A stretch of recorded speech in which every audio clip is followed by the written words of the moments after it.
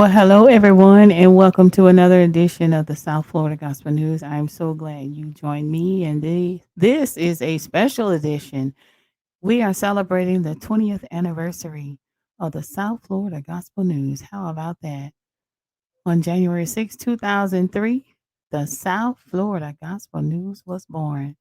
I am your faithful host, Debrah Hall-McCullon, and I'm so glad that you can join me for this special celebration. We're going to go back down memory lane, go back a little bit of history of how the South Florida Gospel News got started, and let's get to it right now. Okay, okay. So the way that the South Florida Gospel News got started was I, myself, Deborah Hall, at the time, went to a meeting, and at that meeting is where I met Brother Sanford Ward. And the discussion was starting a gospel star search, which turned out pretty successful. I was part of it and made part of the, I guess, the board of directors of the main team. And I developed a lot of friendships. And one of those was my good friend, Brother Sanford Ward, who ended up bringing me on to B 106.3. He was a radio host at B 106.3 doing Sunday morning inspirations. So prior to that, everyone knew him from doing gospel music at WPOM, the AM station. So when B 106.3 started gospel music, they brought Brother Sanford Ward, who just happened to have the number one show at that station outside of the Tom Joyner Morning Show. There was Tom Joyner at number one, and then there was Brother Sanford Ward. So Sanford brought me under his wings and taught me a lot about gospel music, about the industry. And so, in keeping in touch with everyone who were part of the Gospel Star Search when it first started, I developed a newsletter. It was easier for me to just put everything in an email, event dates and times and who's performing and all of that stuff. So that's really how the South Florida Gospel News was born.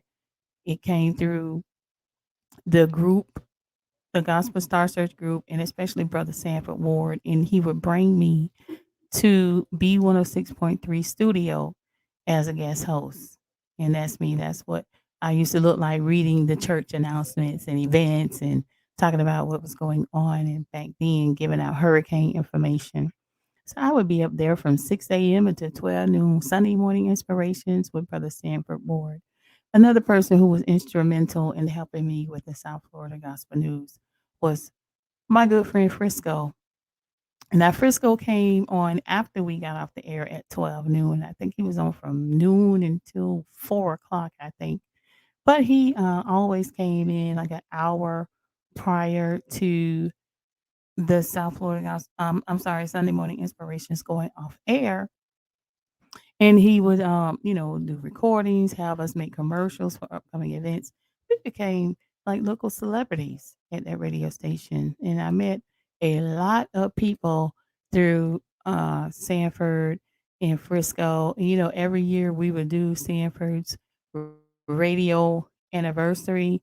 And some of the wonderful people who would come to those anniversary concerts would be, Terry Nelson, Elder Jimmy Hicks, and the Voices of Integrity, Lenoris McFadden and Proof, and you had Peppy's group, Peppy Hendrix's group, Deliverance, Palm Beach Super Choir, which Sanford was the director, and Ned Mimi White and Unconditional Praise. All those groups from back in the day. We used to get together at Sanford's anniversary, and also Recovery in Motion. All right, Recovery in Motion. They were a quartet group. So anyway, moving forward from there, uh, I launched the South Florida Gospel News website because I was getting so much information. I had so many people on my email list, and I was like, I don't want to email people every day like some other outlets were doing. So I started um, the South Florida Gospel News website where I was able to take people's flyer, put it on the website so that they can go and see what would say the latest and greatest information about what was happening in the gospel community. So from there, I needed a logo because we started. When I say we, it was myself, it was Brian Young, and rest in peace, Miss Janie, my good dear friend, Miss Janie, was also helping me out when we were doing work on the side with marketing, passing out flyers that we were getting paid to do, sending out email blasts that we were able to make a little bit of money doing then. So Brian came up with this logo, and this is the logo that I'm still using. Look at my face. That's me on the left on the very end. I don't know what I was mad at that day, but I was trying to smile, but I was so aggravated. I don't know who I know who did it, but I'm not gonna say. But anyway, I don't know what it was about, but I was just so aggravated with this person. And Mr. Alan Luby is the photographer who took a couple of these pictures. I know he took the picture of me on the end. All right, so that's myself. Next to me is Mr. Hodges. I think he goes by GL Hodges now. And then that's Dorothy Norwood when Sanford brought her to West Palm Beach. And next to her is my good friend, Representative, former state representative Hank Harper. And next to him is a gospel comedian who was out of Fort Pierce by the name of Mina. And we actually used to have gospel comedy shows at the Improv. We would do it once a month, and it was a hit. We had good comedians to come. It was a lot of work, but hey, we did it. And on the end, of course, is my good friend Brian Young, who created this logo. It says bringing the latest and greatest in gospel news. So I've kept this. I like it and not gonna change it. But I do have two other logos that Frisco did for me that I also use now on the radio show. And again, that's Frisco. We just call him Disco Frisco. And Frisco also had one of the number one shows on X1023 when he was there. I think behind the morning show. And I think he beat those numbers as well. But anyway, Frisco made a like a work shirt and a jacket for me. Um, and you'll see on the upper right corner there, uh, the logo where it's orange, where it says South Florida Gospel News on the upper right corner of the screen. Frisco made that, and he also made the green one. See, I just turned it to green. So Frisco made both of those for me, and I really appreciate him. And I still have the logo, with the shirt and the jacket. So, South Florida Gospel News is an award winning publication. A lot of people don't know that, but yes, we are award winners. And so I'm going to show you, I think one of the awards. Just hold on one second. Let me show this video. The South Florida Gospel News is an award winning multimedia outlet. In 2021, we won the Tampa Bay Gospel Awards for Media Publication of the Year. In 2011, the South Florida Gospel News won Best Gospel Print Media at the South Florida Gospel Music Awards on November 5th, 2011. Thank you, everyone, for your continued support. Okay, yeah, so we have won two awards, and I appreciate everyone voting for us. The public has to vote for their best gospel media publication, and I thank God for all of you, and thank you for your continued support. So we did celebrate, we meaning me and Jesus, with cupcakes. Happy anniversary, South Florida Gospel News. On January 6, 2023, the South Florida Gospel News was born. That was the first day. It's been a pleasure to connect with everyone, bringing the good news. Happy 20th anniversary, South Florida Gospel News. And may we have many, many more. Now, did I say 2023? I meant 2003. When you get a little up in age, I've been doing this for 20 years. If I don't write stuff down, I can't remember anything. Anything. All right, so we're gonna go through a couple more pictures. There's a another picture of the beautiful award from the Tampa Bay Gospel Awards last year. And shout out to Mr. Gerard who puts everything together with the Tampa Bay Gospel Awards. He is a powerhouse and he has a lot going on. We really appreciate you for keeping gospel music alive. Um, and including especially our local artists because they really don't have the outlets like they used to.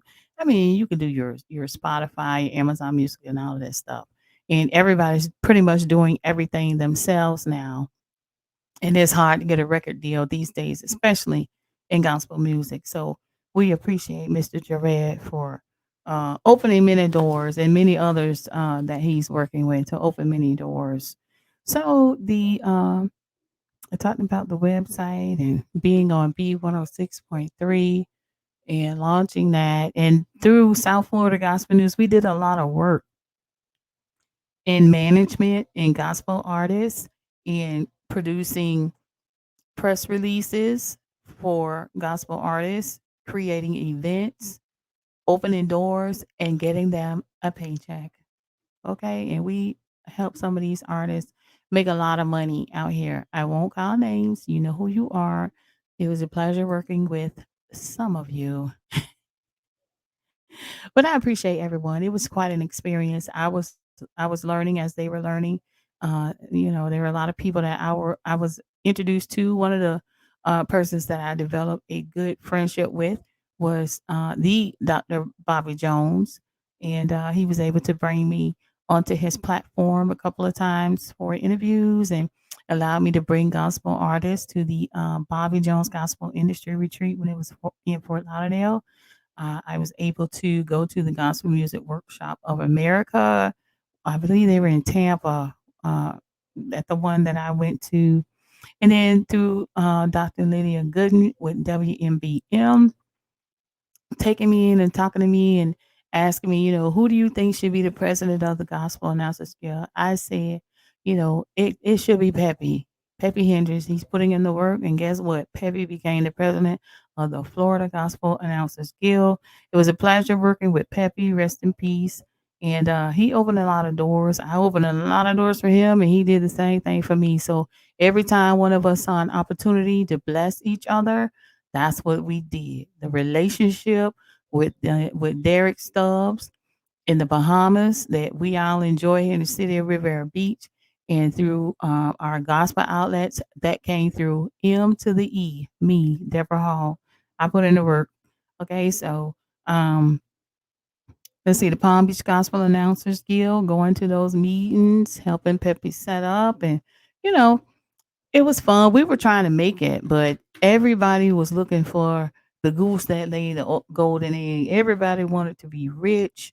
We were putting people on TBN and getting them radio interviews, and I was trying to manage people. I was managing Sanford Ward's his appearances, and I was managing Frisco's appearances, and we were out here getting money. And then when Sanford got sick, that pretty much interrupted a lot of things. And so that's Sanford is a legendary person in gospel music, and he was a gospel radio announcer for 30 years, and those are some big shoes to fill. And we have some people who are trying.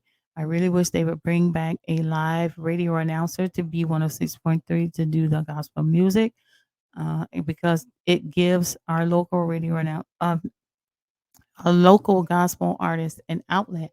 A lot of those local people, like Jimmy Hicks, Sanford broke their record and then they took off after that.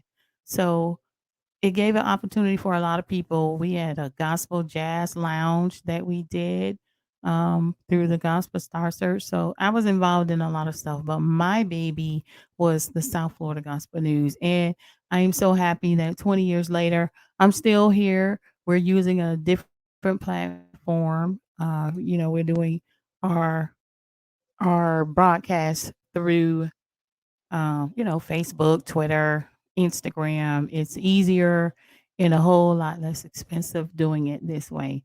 So I do appreciate all of you. So again, we are going to say happy 20th anniversary, South Florida Gospel News. I appreciate all of you. Even when I wanted to give up and let it go, I appreciate the ones who carried the torch and kept it going. Thank you, thank you, thank you. I appreciate you from the bottom of my heart. We're still here. We're going to keep on going, and we're praying for another 50 years. South Florida Gospel News airs on Saturdays, hosted by yours truly, Debrah Hall-McCullon.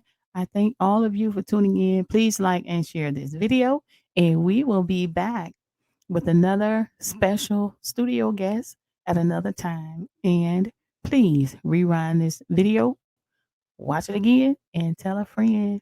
I'll talk with y'all later. Bye.